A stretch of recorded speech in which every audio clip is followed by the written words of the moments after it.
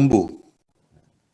Kita akan melihatnya di dalam keseimbangan nitrogen. Nanti di akhir slide ini.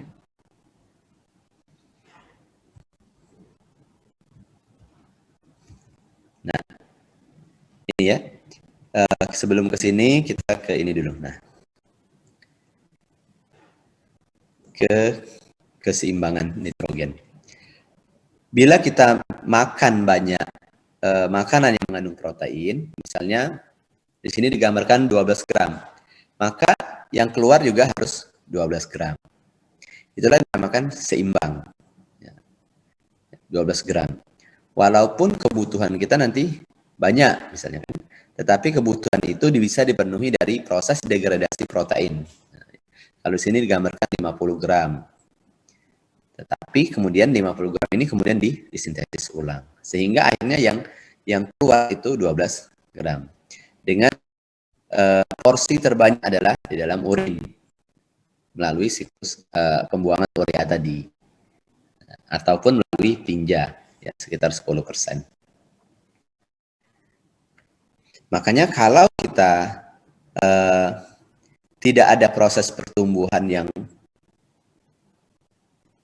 memang diinginkan, misalnya membentuk otot, atau tidak dalam fase pertumbuhan, remaja, atau pubertas, maka makan proteinnya sesuai kebutuhan saja.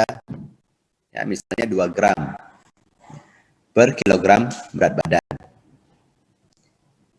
Nah, karena percuma saja nanti akan tetap dibuang. Kecuali kita memang membutuhkan dalam proses penyembuhan, dokter-dokter akan mengedukasi supaya pasiennya untuk diet tinggi protein. Kalau tidak, maka akan memperberat fungsi ginjal.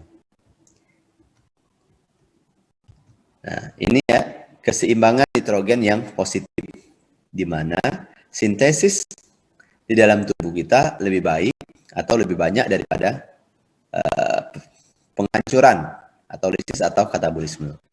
Contohnya pada pertumbuhan. Nah, ya. Orang tumbuh itu anak-anak atau remaja itu tubuhnya semakin besar, tinggi. Sedangkan pengeluarannya berupa katabolismenya itu sedikit. Karena yang masuk tadi semuanya dijadikan bahan untuk membangun tubuh. Ya. Pada saat ini terjadi pembangunan tubuh kita. Ya.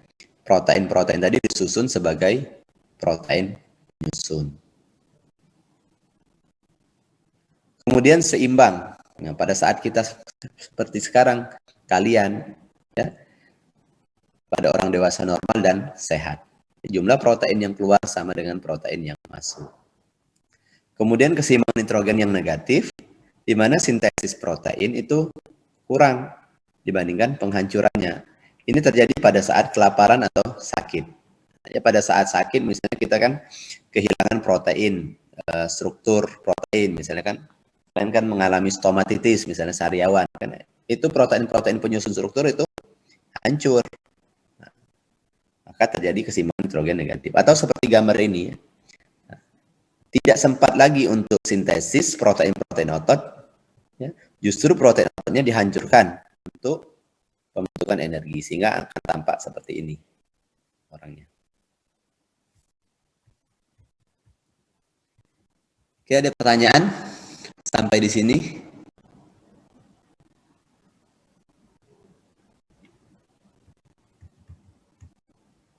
Ada yang saya lupakan ya?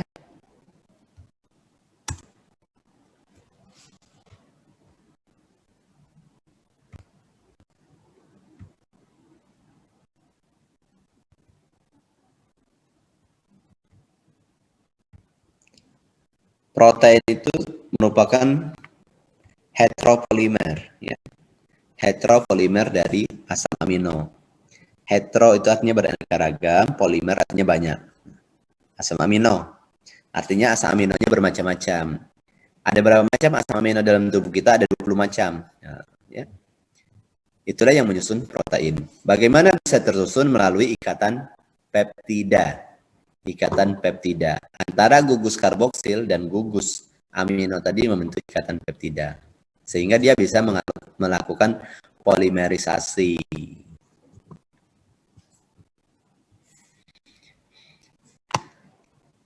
Siapa yang menentukan protein tadi kan misalnya kan 20 asam amino. Siapa menentukan asam amino pertama misalnya lisin. Asam amino kedua misalnya metionin.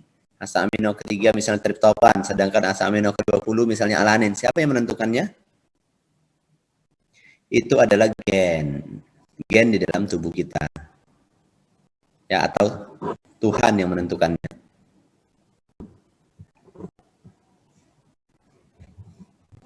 Nah, struktur tadi, ya, protein sesuai dengan urutan asam amino nomor 1 sampai terakhir tadi, yang terikat melalui ikatan peptida, itu disebut dengan struktur primer protein. Struktur primer protein.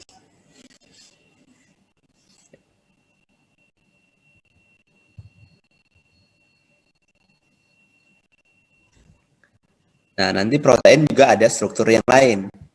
Ada struktur sekunder, struktur tersier, dan struktur kuartener.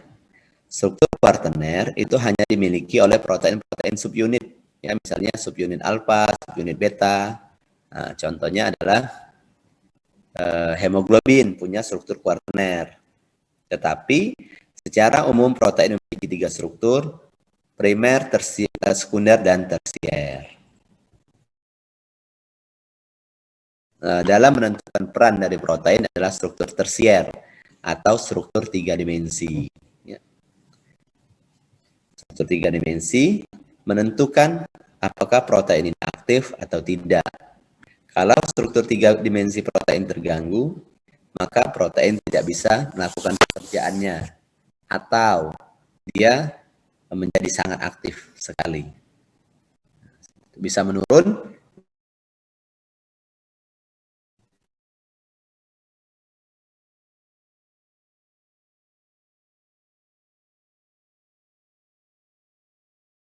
Itu tambahannya. Saya pikir ada di slide, ternyata tidak ada.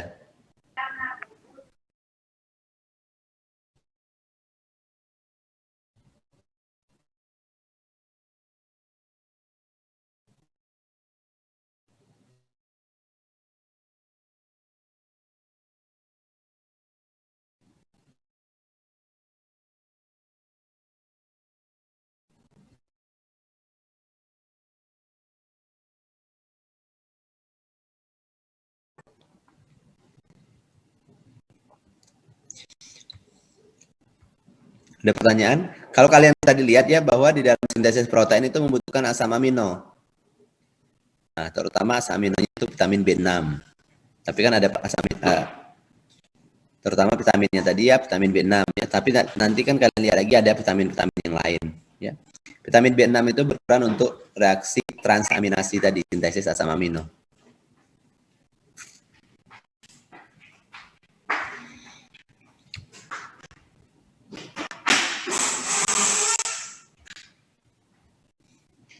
Ada pertanyaan?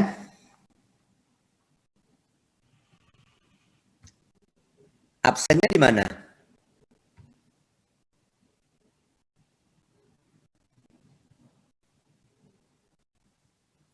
Ya, absennya di mana absennya? Bagaimana kalian mengabsen ini? Mana ketua kelas? Di screenshot, Dok. Oh, kalian? Iya, Dok. Sudah di screenshot, Naufal? 95 jumlahnya? Oh, 93. Tadi 95 ya? Sudah, Dok, tadi pas 97 tadi sudah saya SS, Dok. Oke. Oke ya, kalau tidak ada pertanyaan cukup ya. Terima kasih. Ya. Assalamualaikum warahmatullahi wabarakatuh. Selamat siang. Waalaikumsalam warahmatullahi wabarakatuh. Terima kasih dok. Terima kasih dok. Terima kasih dok. Sehat dok. Terima kasih dok. Terima kasih dok. Ya, Terima kasih dok. kita end meeting.